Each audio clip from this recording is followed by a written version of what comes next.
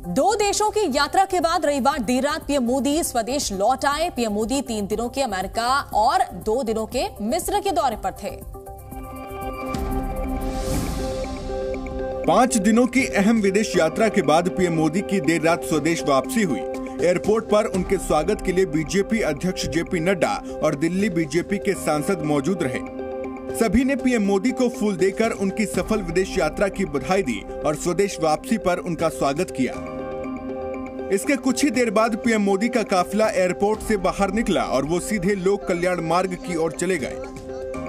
वायुसेना स्टेशन जो आप देख रहे हैं, इसी से ही बाहर जो गेट है उससे बाहर निकलते हैं करीब 12:55 के आसपास और उसके बाद में यहाँ से अपने घर की तरफ निकल जाते हैं, क्योंकि ये 5 दिनों का जो दौरा रहा वो इतिहास के पन्नों में दर्ज हो गया। पीएम मोदी 20 जून को अमेरिका की अपनी पहली राजकीय यात्रा पर गए थे। वहां पीएम मोदी ने सबसे पहले 21 जून को न्यूयॉर्क में स्थित यूएन मुख्यालय में योग दिवस समारोह का नेतृत्व किया था। इसके बाद 24 तारीख को वो मिस्र पहुंचे और 2 दिन तक वहां भी कई अहम कार्यक्रमों में शामिल हुए। तो प्रधानमंत्री नरेंद्र मोदी के स्वागत के लिए दिल्ली बीजेपी के सांसद एयरपोर्ट पर पहुंचे हुए नजर आए। उन्होंने पीएम मोदी का स्वागत किया और साथ ही पीएम मोदी ने भी सभी सांसदों से बात की। पीएम मोदी के स्वागत के लिए एयरपोर्ट पर बीजेपी अध्यक्ष जेपी नड्डा और दिल्ली के सभी सांसदों ने उनका ग्रैंड वेलकम किया। पीएम के स्वागत के लिए पार्टी ने एयरपोर्ट पर खास तैयारियां की थी। बीजेपी नेताओं ने बताया कि पीएम ने यहां सभी का हालचाल लिया। बड़ी प्रसन्नता के साथ उन्होंने पूछा कि यहाँ कैसा है। बहुत ही अच्छा लगा, हमने उनका वेलकम किया। बीजेपी सांसद ने जी न्यूज के जरिए पीएम मोदी का अनोखे अंदाज में स्वागत किया। हमने उनको बधाई दी तो पहले इंतजार में तो यही कह रहे थे, आजा रे मोदी तेरा रास्ता उड़ीक दिया। 140 करोड़ लोग खुशी से झूम रहे थे कि हमारे माँ के सपूत एक इज्जत लेके आए हैं। तो जब नजर आए तो हमने यही दिल में मैं गा रहा था, घड़ियाली देओ निकालनी मेरा पिया घर आया हे लालनी। बीजेपी अध्यक्ष जेपी नड्डा ने बताया कि नेताओं ने पीएम मोदी को 9 साल कार्यकाल पूरे होने को लेकर चल रहे कार्यक्रमों के बारे में जानकारी दी।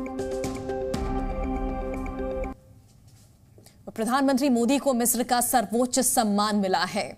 मिस्र के राष्ट्रपति अल-सीसी ने पीएम मोदी को सर्वोच्च सम्मान ऑर्डर ऑफ द नाइल से सम्मानित किया। इजिप्ट की राजधानी कायरो में रविवार को पीएम मोदी को बड़ा सम्मान दिया गया।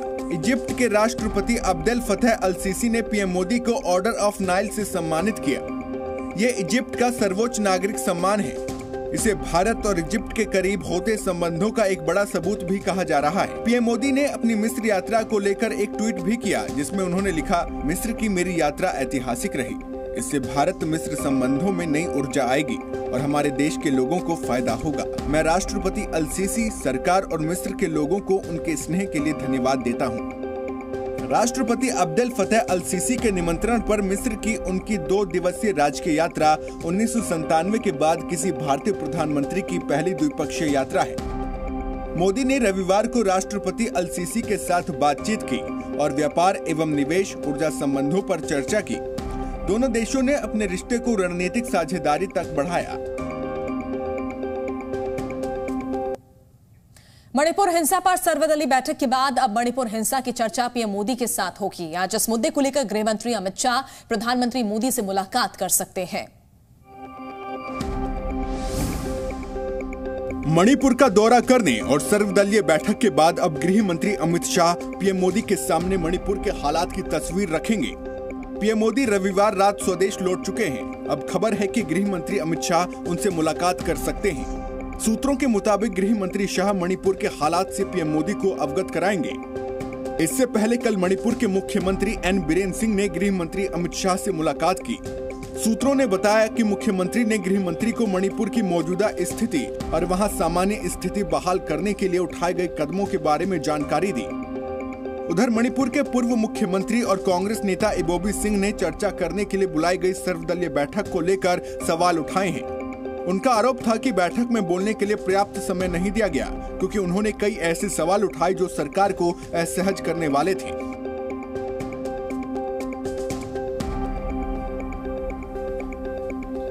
और केंद्रीय वित्त मंत्री निर्मला सीतारमण ने अमेरिका के पूर्व राष्ट्रपति बराक ओबामा के अल्पसंख्यक वाले बयान पर जोरदार पलटवार किया है। निर्मला सीतारमण ने कहा कि जब वो शासन में थे तब 6 मुस्लिम बहुल देशों को अमेरिकी बमबारी का सामना करना पड़ा था। अमेरिका के पूर्व राष्ट्रपति बराक ओबामा भारत के अल्पसंख्यकों को लेकर दिए गए बयान पर लगातार घिरते नजर आ रहे हैं। अब केंद्रीय वित्त मंत्री निर्मला सीतारमण ने उनके बयान की कड़ी आलोचना की है। मंत्री ने कहा कि यह देखना अहम है कि इसके पीछे कौन लोग हैं, क्योंकि कांग्रेस देश का माहौल बिगाड़ने के लिए जानबूझकर गैर मुद्दे उठा रही है और बिना तथ्य के आरोप लगा रही है। बहुत ही आश्चर्यजनक हुई कि उसी समय जब माननीय प्रधानमंत्री जी यूएस में कैंपेन कर रहे हैं, उस समय कैंपेन मतलब भारत के विषय में सबके सामने विषय बोल रहे हैं, उस समय एक पूर्व राष्ट्रपति यूनाइटेड स्टेट्स का बयान दे रहे हैं भारत के मुस्लिम 6 देशों के खिलाफ जहां मुस्लिम पॉपुलेशन डोमिनेंट है। बॉम्बिंग हुई उन्हीं के कारण, सीरिया से लेकर के यमन के लेकर के सऊदी के लेकर के इराक के लेकर के बॉम्बिंग नहीं हुआ। बता दें कि पीएम मोदी जब अमेरिका पहुंचने वाले थे तब ओबामा ने एक इंटरव्यू में कहा था कि अगर भारत जातीय अल्पसंख्यकों के अधिकारों की रक्षा नहीं करता तो इस बात की प्रबल आशंका है कि एक समय बाद देश बिखरने लगेगा। बीजेपी अध्यक्ष जेपी नड्डा ने विपक्ष पर हमला बोला है। नड्डा ने कहा कि दुनिया मोदी की तारीफ करती है और कांग्रेस के पेट में दर्द होता है। विपक्षी एकता पर भी नड्डा ने प्रहार किया। उन्होंने कहा कि विपक्षी दलों की बैठक केवल फोटो सेशन है। बीजेपी के राष्ट्रीय अध्यक्ष जेपी नड्डा ने 23 जून को पटना में हुई विपक्षी दलों की बैठक को फोटो सेशन करार दिया।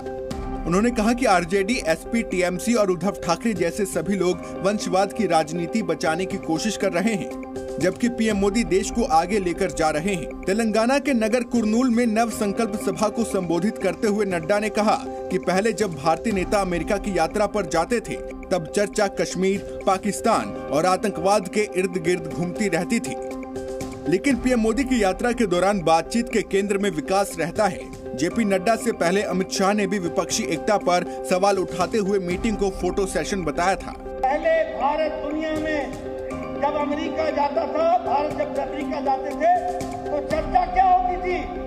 टेररिज्म, पाकिस्तान, कश्मीर। अभी प्रधानमंत्री मोदी जी गए थे, किसी ने चर्चा पाकिस्तान की नहीं की, विकास की, डेवलपमेंट की और विकास को आगे बढ़ाया। मिशन 2024 के लिए विपक्ष के गठबंधन का नाम तय हो गया है। सूत्रों के मुताबिक पेट्रियोटिक डेमोक्रेटिक अलायंस नाम होगा। शिमला में होने वाली विपक्ष की अगली बैठक में नाम का ऐलान संभव है। 23 जून को पटना की बैठक में विपक्षी दलों ने एक होकर बीजेपी को चुनौती देने पर अंतिम सहमति बना ली है। अब शिमला में होने वाली बैठक में इस पर विस्तृत चर्चा के बाद गठबंधन के नाम और इसके राष्ट्रीय कन्वेनर के नाम पर सहमति बन सकती है, लेकिन बैठक के पहले नाम की चर्चा तेज हो गई है। ऐसे में सूत्रों के हवाले से खबर यह है कि विपक्ष के गठबंधन का नाम तय हो गया है और इसका नाम यूपीए नहीं बल्कि पीडीए होगा, यानी पेट्रियोटिक डेमोक्रेटिक अलायंस। खबर यह भी है कि नाम का ऐलान शिमला की बैठक में हो सकता है। इसमें पेट्रियोटिक शब्द जोड़कर विपक्ष ये बताने की कोशिश कर सकता है कि वो बीजेपी से ज्यादा राष्ट्रवादी है। दरअसल सबसे पहले अखिलेश यादव ने पीडीए यानी पिछड़ा, दलित और अल्पसंख्यक के समीकरण के सहारे बीजेपी का मुकाबला करने की बात कही थी।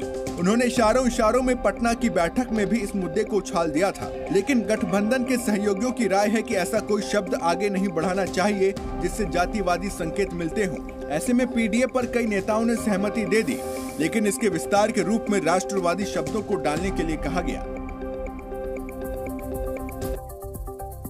तो रूस में बगावत का संकट अब खत्म हो गया, लेकिन अब सवाल ये है कि यूक्रेन से लड़ने वाले वैगनर ग्रुप का होगा क्या भविष्य में। एक रिपोर्ट।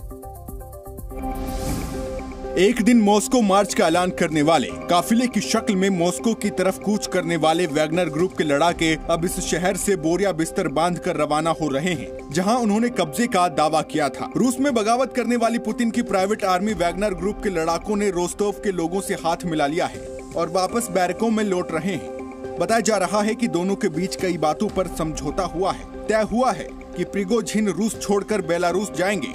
मॉस्को मार्च करने वाले वैगनर लड़ाकों पर केस नहीं होगा।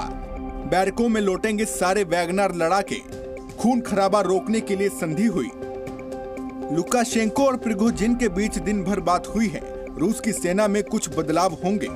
Ходят штатно, проблем никаких нету, санитарные борта уходят, проблем нет.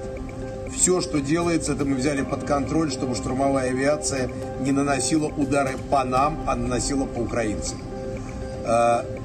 Главный штаб управления, главный пункт управления. अब देखना होगा कि इस बगावत के बाद प्रिगोजिन का क्या होता है। Z News.